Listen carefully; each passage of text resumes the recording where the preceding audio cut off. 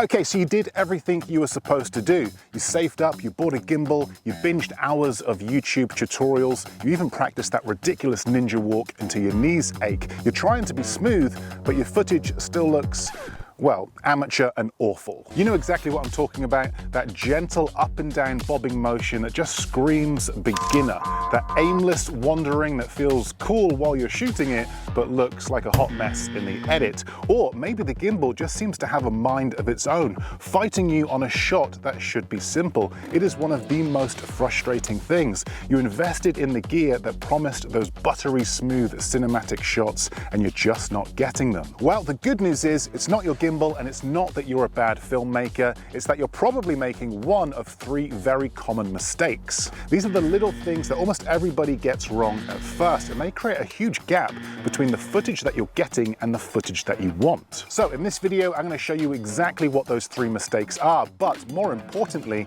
I'm going to give you some simple, actionable ways to fix them so you can finally leave those amateur hour jitters behind and start getting those pro-level shots that you've been aiming for. Okay, mistake number one, your body is working against you. Okay, so your gimbal is ready to shoot, you bend your knees, you do your best ninja walk, and you try to be as steady as possible. But when you look back at your footage, there it is again, that gentle rhythmic up and down bounce. And this is your first mistake. You're focusing on just your hand rather than your entire body. The ninja walk is a good start, but it's only half the battle. Your body's natural walking motion creates a ton of vertical bounce. A gimbal is a master of smoothing out twists and turns, like a figure skater gliding along perfect ice. But that up and down movement, the Z-axis bounce, that is its kryptonite. It's like asking the same skater to look graceful whilst going along a cobblestone street. That movement travels right up your body, down your arm, and onto your gimbal, making your footage look like it was shot on a small boat.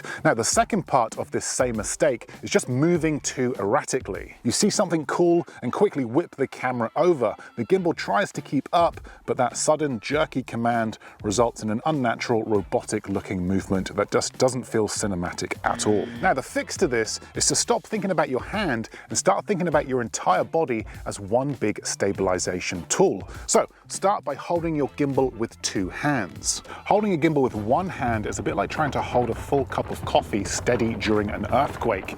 Yeah, not recommended. So instead, hold it with both hands. And this is the real key here. Tuck your elbows into your body. This connects the gimbal to your core, turning your arms from wobbly noodles into a solid tripod. You're bracing the rig against your body, the most stable point, absorbing shakes instead of creating them. Now, second, you have to slow down, and I mean way down. Cinematic movement is almost always slow and deliberate. Pros don't chase the action, they glide. Your movements need to be as smooth as a heavy freight train, not a zippy sports car. You start slow, maintain a steady speed, and then you slow down to stop. This steady, predictable pace is what lets the gimbal do its job, turning a normal walk into what looks like a cinematic float. Seriously, try moving at half the speed you think you need to. You'll be amazed at the results. Okay, mistake number two, you're hitting record without a plan. This one gets everybody. Your movement is smooth, you're in a great location, so you hit record and just start walking. But you end up with a 10-minute long clip of you wandering around. You're capturing footage, but you're not creating a shot. This is shooting blind, and it's why your final videos feel messy. The problem is, those long, meandering takes are basically useless. It's like going to the supermarket without a shopping list. You wander down every aisle, grab a bunch of random ingredients, then you get home and you realize you can't make a single complete meal. That is your footage, a folder full of random clips that don't connect. Now, another classic sign of unplanned shooting is letting all the auto settings do the work for you. You move from a shadow into the sun, you can literally see the exposure changing mid-shot, or that autofocus starts freaking out, hunting back and forth because you have no idea what you want it to look at. These automatic changes are basically a giant flashing sign saying, I did not plan this. To fix this, you have to stop being a footage collector and start being a shot director.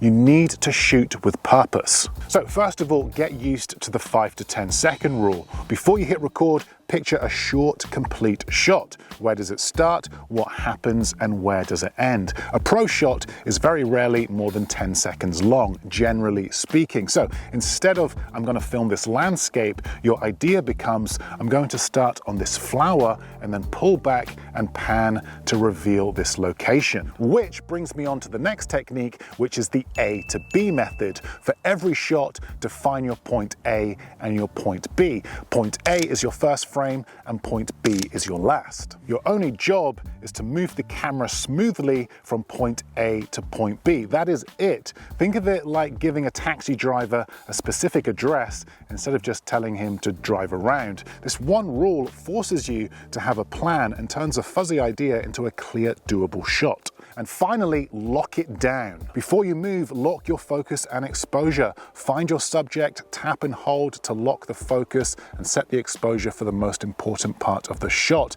Now when you move, your settings are locked. The focus won't hunt and the exposure won't flicker. It shows that you're in control of the camera, not the other way around. By the way, the gimbal that I'm using for all of these shots today is the Youre iSteady M7, who have kindly sponsored this video, which I know will make you think that I'm biased, but this truly is one of the best gimbals out there for smartphone filmmakers. I have done entire videos on this gimbal. It's got this tiny detachable LCD screen and remote, so you can operate the gimbal from further away. Perfect for shooting solo B-roll. It's got a built-in extension pole. It can carry a heavier payload, so it can easily take the added weight of lenses, filters, or microphones. Definitely worth checking out if you haven't already. I will link it below. But for now, let's move on to the third and probably the most important mistake that you're making, and that is that you're using the wrong gimbal mode. Okay, so you've perfected your movement, you're shooting with a plan, but it still feels like the gimbal is fighting you.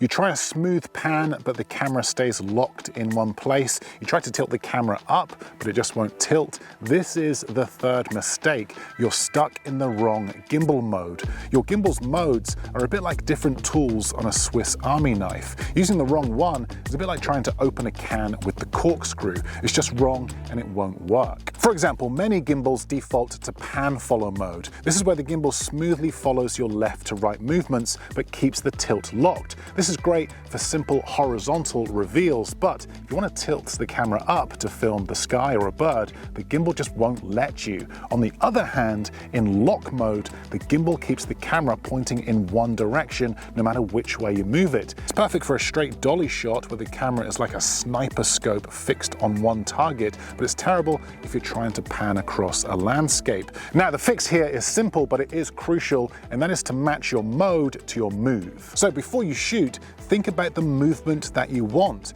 Is it just a horizontal pan, in which case use pan follow? Or are you trying to keep the camera locked on a distant object while you move past it, in which case use lock mode? Choosing the right tool for your Swiss Army knife beforehand is the difference between fighting your gear and having it work for you. So as you can see, it's not about needing a more expensive gimbal, it's about getting those details right. If you'd like to learn more about smartphone filmmaking, then I have a 2-hour mini masterclass that walks you through the entire process step by step. It really couldn't be easier. I will link that below, along with the Youre iSteady M7, a great gimbal to help level up your videos. But that's it from me. Thanks for watching, and I will see you in the next video.